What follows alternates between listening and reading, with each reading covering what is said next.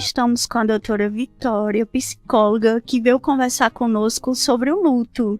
O luto é um assunto bem difícil. Doutora, você poderia explicar para as pessoas, né, como é que é viver um luto e não um eterno luto em sua vida?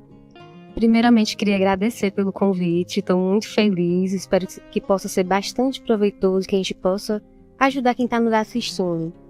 O luto, na verdade, eu queria introduzir um pouco. Ele é essa sensação de perda frente a algo. Às vezes a gente associa a morte, né?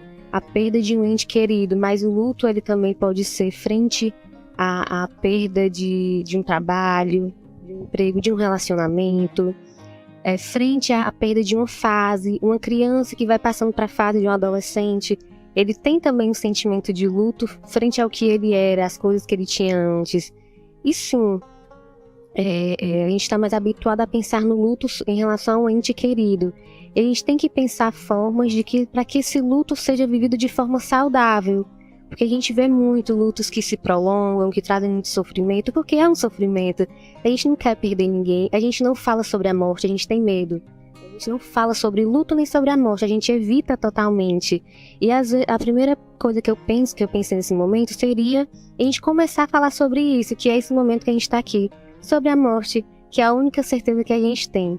A gente não quer falar sobre isso, mas de repente começar a falar sobre isso seria uma tentativa de tentar ser mais tranquilo, viver com um luto, por exemplo, vivenciar um luto. É um momento que não deve haver julgamentos, porque já é um momento tão delicado para a gente julgar como o outro está sentindo luto, porque o luto é muito individual. Cada um vai sentir de uma forma, vai ter pessoas que vão chorar, vai ter pessoas que não, vão ter pessoas que vão voltar às suas atividades logo e outras que não. Então, do lado de fora, para quem está acompanhando, eu acho que a gente não deve julgar como o outro está sentindo e vivenciando. O que a gente pode fazer é dar apoio o máximo possível, da forma que a gente puder dar um apoio, uma palavra, uma escuta, e evitar esse certo tipo de julgamento sobre como a pessoa está lidando. Se está voltando às atividades ou se não, se está chorando ou se não, não cabe a nós, nesse momento, fazer um julgamento para alguém que já está em sofrimento. Não é porque a gente não está vendo que a pessoa está chorando que aquilo não está existindo, né? Que a dor não está existindo. Então é respeito mesmo com as pessoas e com os sentimentos das pessoas.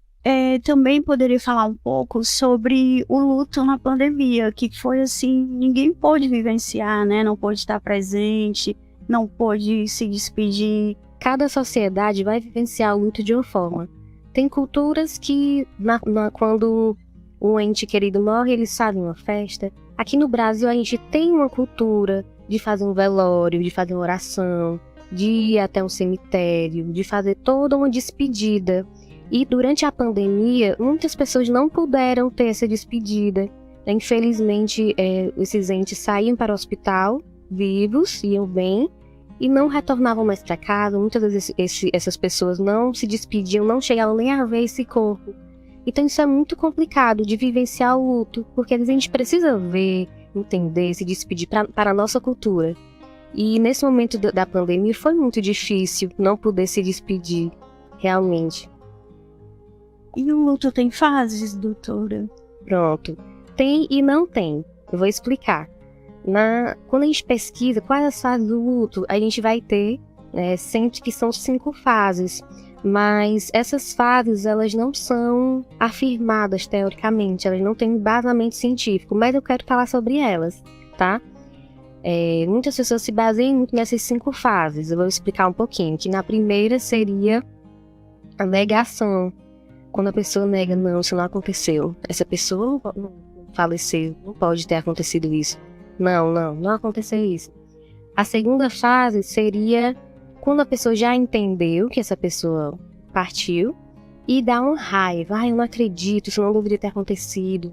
A terceira fase seria a barganha ou a negociação. É quando a pessoa fica pensando, e se eu tivesse feito mais coisas por essa pessoa? E se eu tivesse levado essa pessoa mais rápido ao hospital?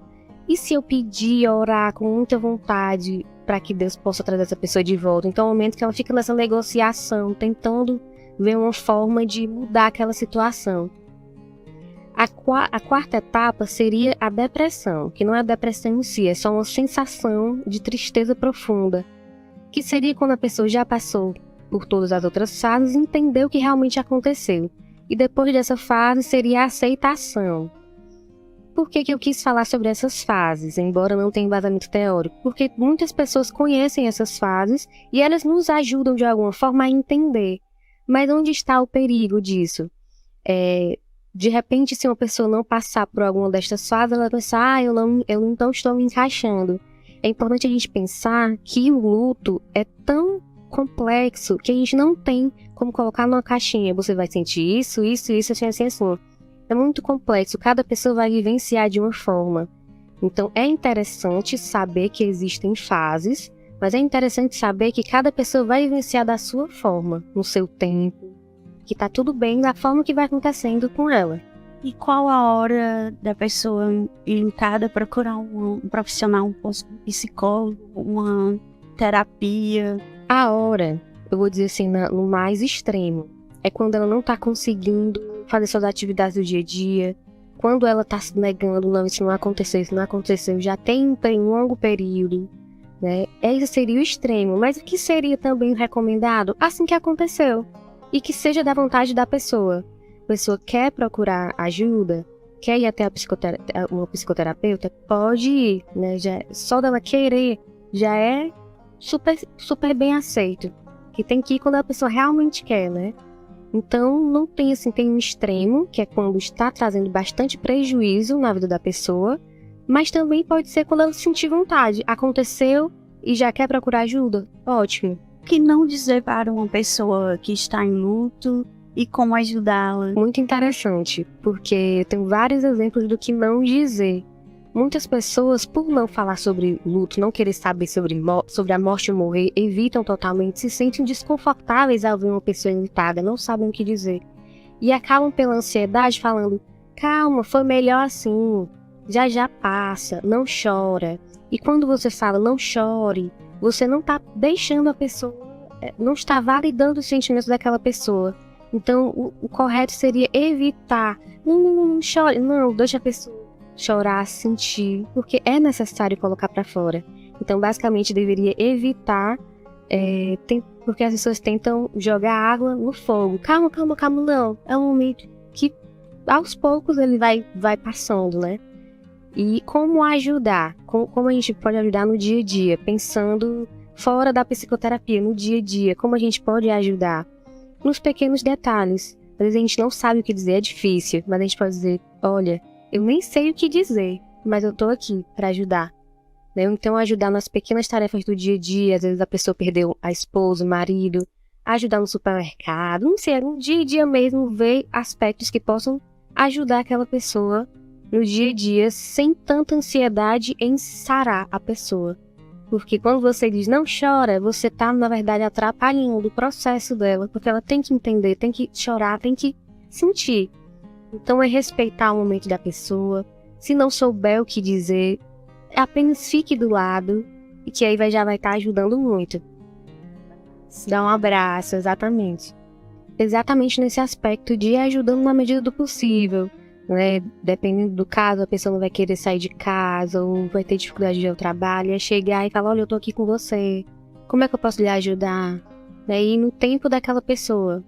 Doutora, muito obrigada. Foi, assim, uma entrevista maravilhosa, né? Eu creio que vai ajudar muita gente, porque esse tema é um tema muito, assim, atual, principalmente, né, por essa pandemia. Perdemos muita gente, porque eu acho que, assim, cada pessoa que morre, 10 ficam enlutadas, né? Se eu não me engano. E assim, muito obrigada.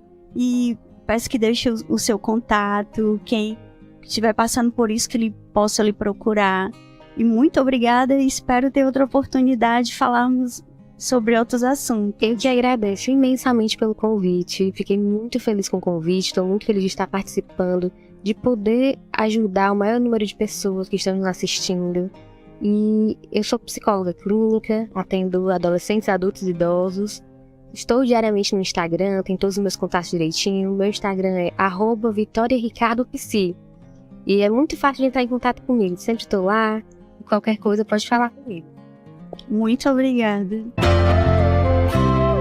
Encerramos o nosso programa de hoje agradecendo as convidadas de hoje, também fazendo homenagem ao Dia Internacional da Mulher, que tem que colaborar, celebrar todos os dias o Dia da Mulher. Fique com a gente no próximo programa, no sábado, aqui na TV Ceará, às 7 horas da manhã.